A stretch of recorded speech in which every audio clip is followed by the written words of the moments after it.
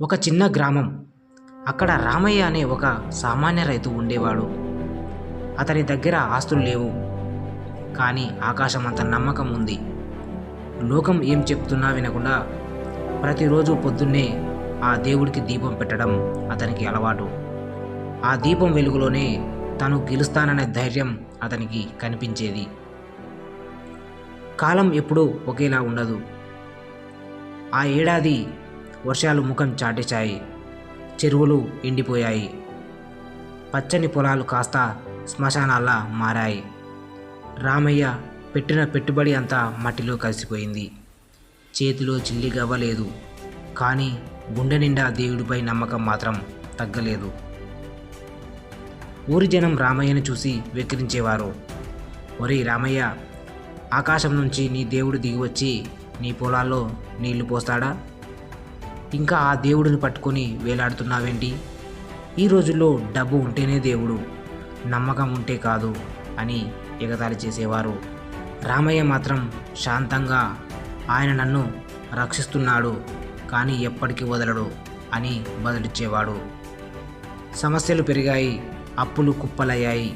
ఒకరోజు రామయ్య గుడికి వెళ్ళి విగ్రహం ముందు నిలబడ్డాడు. స్వామి, నా దగ్గర ఉన్నదల్లా నీ మీద నమ్మకం మాత్రమే, అది కూడా పోతే నేను బ్రతకలేను అని వేడుకున్నాడు. మరుసటి రోజు ఒక అపరిచితుడు రామయ్య ఇంటికి వచ్చాడు. అతడు ఒక పెద్ద వ్యవసాయ అధికారి. ఆ ప్రాంతంలో ఆదర్శవంతమైన వ్యవసాయ క్షేత్రాన్ని ఏర్పాటు చేయడానికి ప్రభుత్వం తరపున వచ్చాడు.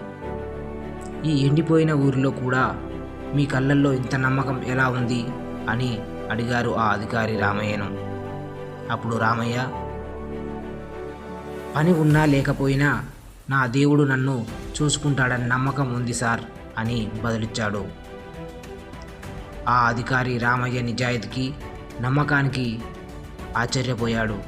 ప్రభుత్వ పథకం కింద రామయ్య పొలాన్ని ఎంపిక చేసి బోర్లు వేయించి ఆధునిక విత్తనాలు ఇచ్చాడు.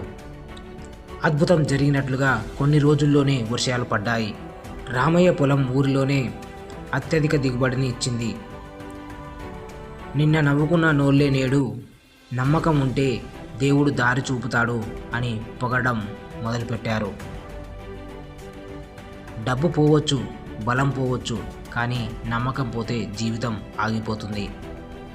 దేవుడు మన కంటికి నేరుగా కనిపించకపోవచ్చు, కానీ మనం చూపించే అంచలంచలమైన నమ్మకంలో ఆయన ఎప్పుడూ ఉంటాడు.